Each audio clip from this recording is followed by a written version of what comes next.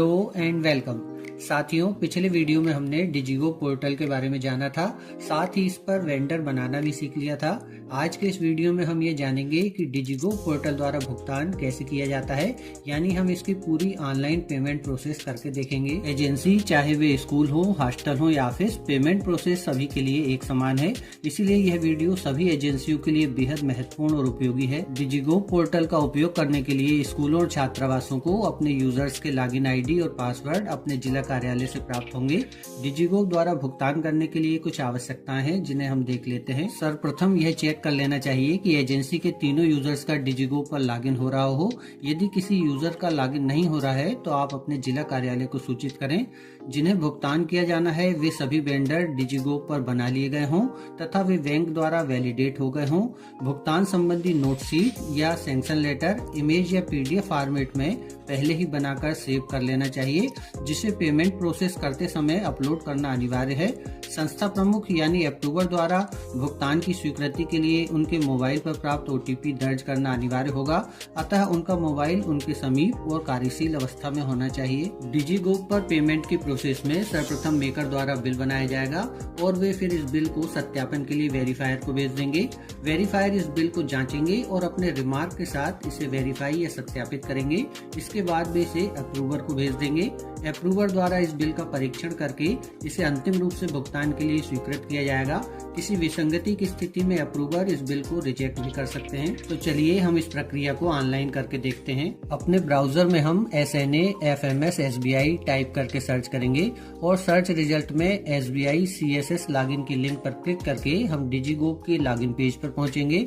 यहाँ सर्वप्रथम हमें मेकर का लॉगिन करना है। ज्यादातर लोग पासवर्ड मैनेजर का प्रयोग करते हैं और अपने यूजर आईडी और पासवर्ड को अपने गूगल अकाउंट में सेव कर लेते हैं, जिससे हमें बार बार अपना यूजर नेम और पासवर्ड टाइप नहीं करना पड़ता और ये ऑटोफिल हो जाता है।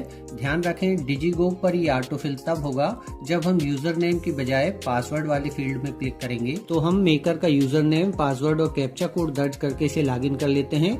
लॉगिन हो जाने पर एजेंसी का डैशबोर्ड प्रदर्शित होगा। डैशबोर्ड पर एजेंसी को जारी कुल लिमिट, खर्च करने योग्य लिमिट और शेष लिमिट प्रदर्शित होती है। हमने इसे हाइड किया हुआ है। यहाँ लेफ्ट साइड में मेनू दिया हुआ है। मेनू में हमें दो ऑप्शन दिखाई देंगे, मैनेज इनबॉक्स और माई मॉड्यूल्स। तो हमें सबसे पहले माई मॉड्यूल्स ऑप्शन पर जाना है। अगली स्क्रीन पर नया बिल या एक्सपेंडिचर क्रिएट करने के लिए पहले हमें मैनेज फंड डिसबर्समेंट ऑप्शन पर क्लिक करना है और अगले पेज पर हमें फंड डिसबर्समेंट ऑप्शन पर जाना है। फंड डिसबर्समेंट या एक्सपेंडिचर क्रिएट करने के लिए पेज ओपन होगा।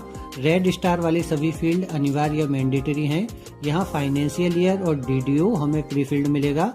नेचर ऑफ पेमेंट में हमें वेंडर ऑप्शन को सेलेक्ट करना है और टाइप की ड्रॉप डाउन से हमें वेंडर पेमेंट को सेलेक्ट करना है। इसके बाद पेमेंट मोड में, क्योंकि हम सिंगल वेंडर को पेमेंट कर रहे हैं, इसीलिए वेंडर सिलेक्शन ऑप्शन को हम सेलेक्ट रहने देंगे।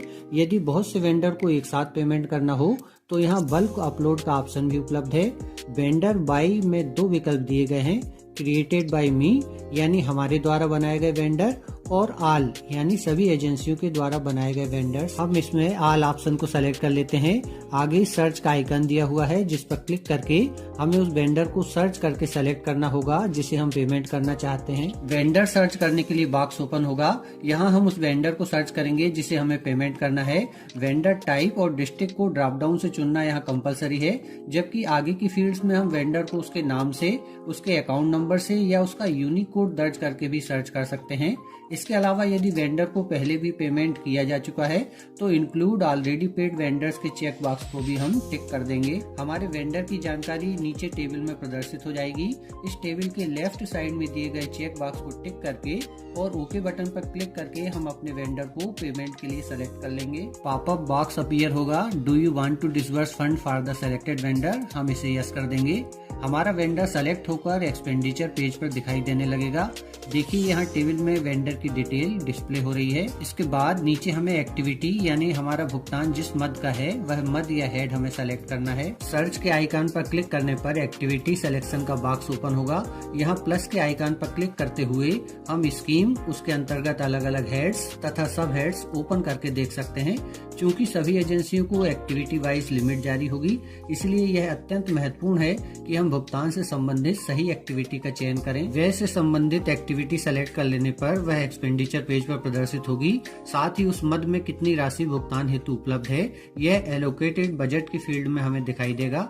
इसके बाद नीचे लेटर या ऑफिस ऑर्डर नंबर हमें दर्ज करना है। सैंक्शन डेट डिफॉल्ट रूप में आज की ही सेलेक्ट होती है। हम इसे चेंज करके वास्तविक सैंक्शन डेट प्रविष्ट कर देंगे। दाहिनी ओर हमारी एक्टिविटी से संबंधित लेजर हमें ड्रॉप डाउन से सेलेक्ट कर लेना है। ऐड बटन पर क्लिक करने पर हमारी जानकारी नीचे टेबल में प्रदर्शित होगी। भुगतान की जाने वाली राशि का विवरण दर्ज करने के लिए हम टेबल में दी गई ऐड लिंक पर क्लिक करेंगे। डिडक्शन की विंडो ओपन होगी जिसमें ऊपर हमें ग्रॉस अमाउंट या भुगतान की जाने वाली कुल राशि दर्ज कर देनी है और यदि किसी प्रकार की कटौती की जाना है तो उसे भी हम यहाँ नीचे दर्ज कर सकते हैं।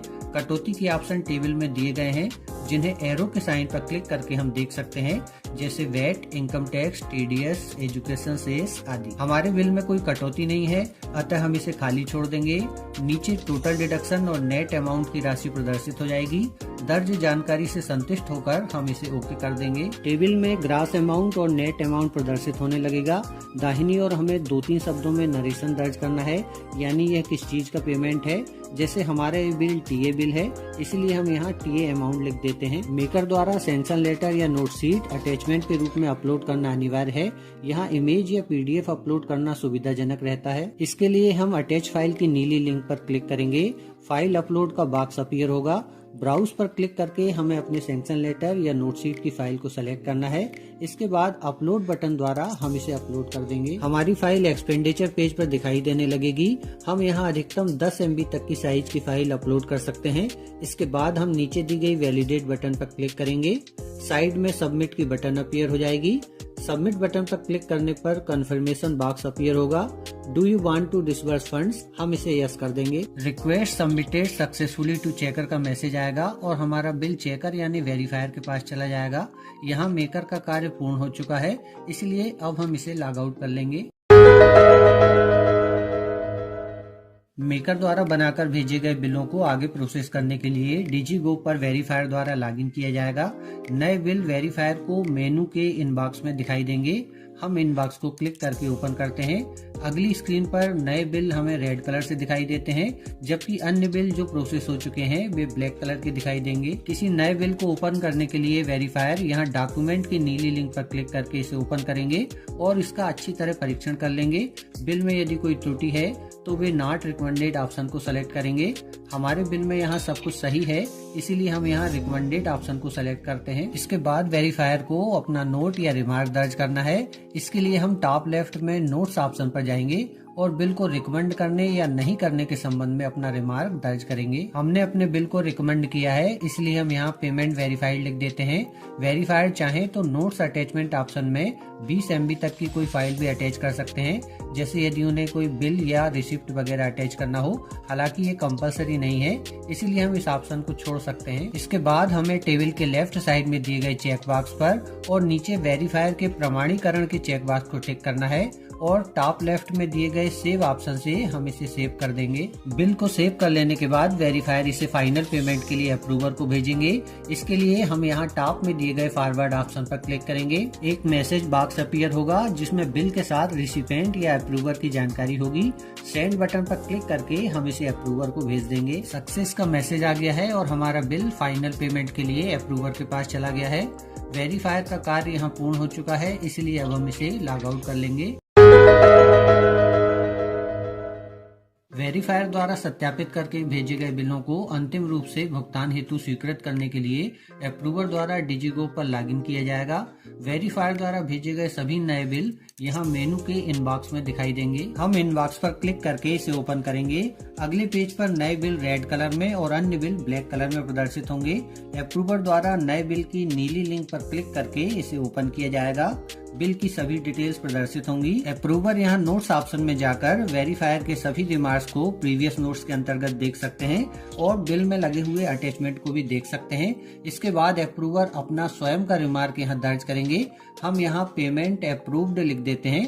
अप्रूवर चाहे तो स्वयं भी यहाँ बिल में कोई अपना अटैचमेंट जोड़ सकते हैं। अप्रूवर द्वारा बिल की सभी जानकारियों का मिलान एवं परीक्षण कर लिया जाएगा और संतुष्ट होने पर टेबल के लेफ्ट साइड में दिए गए चेक बॉक्स पर तथा नीचे दिए गए डिक्लेरेशन के चेक बॉक्स पर टिक किया जाएगा। नीचे अप्रूव के साथ साथ रिजेक्ट की बटन भी दी हुई है। यदि बिल की जानकारियां सही हैं तो चेक करने के बाद इसे अप्रूव करें। यदि बिल में कोई त्रुटि हो तो उसे रिजेक्ट भी किया जा सकता है। हमारे बिल में सभी डिटेल सही हैं, इसीलिए अप्रूव बटन पर क्लिक करके हम इसे अप्रूव करेंगे। कंफर्मेशन मैसेज आएगा, do you want to save details. Yes पर क्लिक करते ही अप्रूवर के रजिस्टर्ड मोबाइल नंबर पर एक ओटीपी जाएगी। ओटीपी दर्ज करके सबमिट बटन पर क्लिक करने पर फाइनल पेमेंट हो जाएगा। वास्तविक रूप से ये भुगतान वेंडर के अकाउंट में सेम डे या नेक्स्ट डे तक पहुंचने की आशा की जा सकती है।